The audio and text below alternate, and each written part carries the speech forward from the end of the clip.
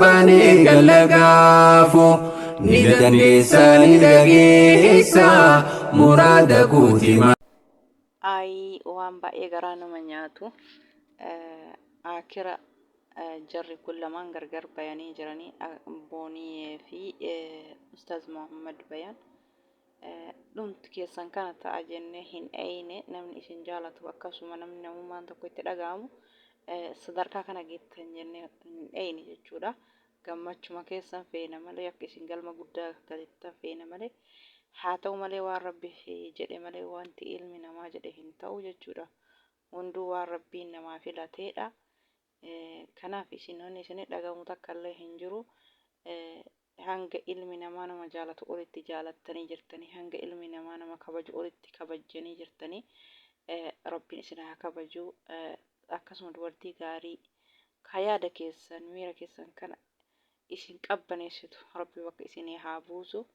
Assalaamu alaikum warahmatullaahi wabarakaatu. Kabajamtoota fi daawwattoota hordoftoota YouTube channel kiyya jalatti argamtan welkaama shamarka fuune hundi keessanuu alaaf biyya keessaa xiqqaa guddaa amantii kutaa ganda osoo hin jenne hundumti keessanuu baga jiraattanii hordoftoota kiyya hedduu tokko naaf galatooma warroonni maatii taatanii na hordoftan hanga ammallee laayikii sheer gochuun dagatina akkuma irra seentaniin channel kiyya isiniin jedha. Egaa warroonni haarofni illee welkaam baga nagaan gama YouTube channel kiyya dhuftanii isin simadhee jira.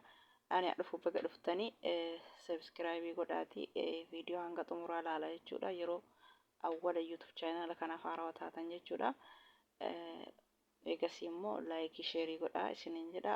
Baarakallahu fiikum hordoftoota kiyya hedduu naaf galatooma warroonni na jaalattanii na kabajanii YouTube channel kiyya daawwattan hedduu naaf galatooma isiniin jedha. Egaa viidiyoon kee kaarraa akkuma miidiyaa irra deemaa jiru kana samoona kana waa'ee Ustaaz Muhammad Bayaanii fi waa'ee Booniyeeti waa'ee viidiyoo isaaniiti jechuudha. Akkuma nama kamiitu anillee yaada irraa kennuuf dubbadha jechuudha. Yaa viidiyoon akka dalagamutti baay'eedha dubbileen akka jedhamutti baay'eedha dubbatamee hin dhumu jechuudha. Akkasuma rabbiin isinii haa laaffisu Ustaaz Muhammad Bayaan abshira hamilee isin calbiin qalbiin isin hin cabin isin homatti akkan taatan irrallee booyinsa miidiyaa irra boottan ammallee jiraachuu irra du'uu filadhaa jettanii fuula feesbuukii isin irratti maxxansitanii waan hamilee keessan cabsu waan diina keessan gammachiisu hin hojjetina jedhaan gara kiyya rabbiin dubartii isii caaltu bakka isiniif haa buusu. Rabbi waan tokko hin taane waan jedhe tokko rabbiin isin irraa qabe haa deemtu isin jaaladhisiitiif jecha waa hedduu taatanii jirtanii waan ilmi namaa hin taane taatanii jirtanii jechuudha. Yeroo ammaa kana keessatti dubartiif aarsaa hangana ga'u kafalu hin jiru jechuudha. Isin jaalalaaf waan jaaladhisiitiif jecha waan guddaa taatanii jirtanii jechuudha. Dhiirri yeroo ammaa kana dubartiif lubbuu ofii baasu hin jiru. Dhiirri yeroo ammaa kana dubartiif himimmaan akkanatti buusee booyu hin jiru jechuudha. Kanaafuu seenaa hin qabdan isin. Seenaa hin qabdan jechuudha isii boru gaabbuu ta'a. Boru gaabbitee garuu of duuba deebitee isin kadhachuuf teetti malee isin wanni taatan takka illee hin jiru. Kana tarkaanfii akkanaa kana dhiisaa. Isiif jecha lubbuu keessanillee baasuuf yaaltanii jirtanii. Isiif jecha waa hedduu ofitti murteessitanii jechuudha. Isiif jecha diina hedduu horaattanii isiif jecha hatta hanga amantii keessanillee amantii ofii caala wanni nama aanu hin jiru jechuudha. Hanga amantii keessan jijjiirtan geettanii kalaaseen gayaa amma wanta du'aa ilmi namaa kamuu du'aarra hin oolu akka marattu haga fedhillee turu dubartii jechaan akkas of godhaa kanarra osoo du'ee kanarra osoo akkas ta'e maali wayi rabbiin taate isiin namni islaamummaaf jecha rabbii ofiitiif jecha lubbuu ofii wareegama kenna malee dubartiin guutta jirta isii caaltu. Ta haadhaaf abbaan guddiste jechuudha seeraan. Ta boru isinillee yoo fuutan itti gammaddan ta kabaja qabdu ta ardaan kabaju ta isin kabaju ta ardaa kabaju rabbi isinitti haa qabu ta isii caaltu rabbi bakka isinii haa buusu.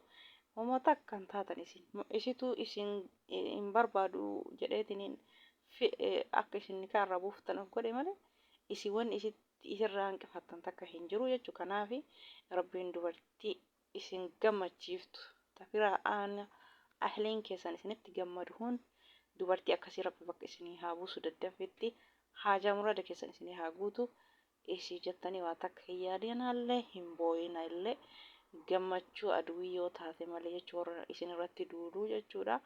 Akkasii rabbi daddafetti dubartii saaliyaa dubartii imaana qabdu qalbii keessan hoggaa guutuu cabe kana qabbaneessitu rabbiin isiniif haa fidu inshaallah. Dubartii gaarii rabbiin isinitti haa qabu. Taakalee isin jaaladha jettee har'ani kan irra hiikiyyattuu miti ilmi zalaalamii hanga du'u isin wajjin jiraadha rabbi isinitti haa qabu. Homaa miti abshira aamileen isin hin cabina qalbiin isin hin cabina ka fedhe haa gammadu ka fedhe haa gaddu ka fedhe haa kolfu isin jaalala dhugaa jaalalti dhugaa duruu gowwaa nama gooti jaalala dhugaatiif gowwaa taatan malee isin gowwaa miti. Rabbiin haajaa murada keessan isiniif haa guutu haajaa keessan walitti isin haa qabu. Dubartii saaliyaa rabbiin isiniif haa fidu inshaallah. Rabbumatu jira waa maraafuu isin waan rabbiin isinii filate hireen keessan lafuma jira. Maaliifi osoo nama miitanii osoo isin barbaaduuf jettanii kana ofitti kanarra osoo jiraachuu osoo jettanii waan hin taane ofitti murteessuu dhiisati faataa zanaa jedhaati inshaallah. Dubartii biyya keessa ta adaba qabdu ta naamusa qabdu ta miidiyaarra hin bayin ta qaamni isii miidiyaarra hin bayin taadhaaf abbaan guddifte ta naamusa adaba qabdu waa hunda qabdu rabbiin daddafetti isiniif haa fidu. Abshira aamile isin hin cabina booniyyeen gara feete haa deemtu eega didde waa hedduu taatanii fi kana caala namni dhiirri yeroo ammaa kana waan isin taatanii fi dubartiif ta'u dubartiif yaadu dubartiif cinqamu hin jiru. Kanaaf isitu ofis safee waan ofis safte immoo gaabbii quba of nyaatti isiini. Kanaafuu rabbiin waan barbaade isinii filate tarii rabbiin imimmaan keessan ka isin akkana waggaa guutuu boottanii makaraa hedduu argitan kana gammachuutti isinii haa jijjiiruu daddaffitti. Kanaaf rabbi amrii kulli isiniif haa laaffisu. Akkasii egaa hordoftoota kiyya viidiyoon kiyya kanarraa kana fakkaata. Hanga viidiyoo biraatii walitti deebinutti turtii gaarii hordoftoota kiyya. Baay baay. Assalaamu alaikum warahmatullahi wabarakaatuh. Nagayaan naaf tura hordoftoota kiyya. Bani galagaafu ni dandeessa ni dhageessa muraada guutima.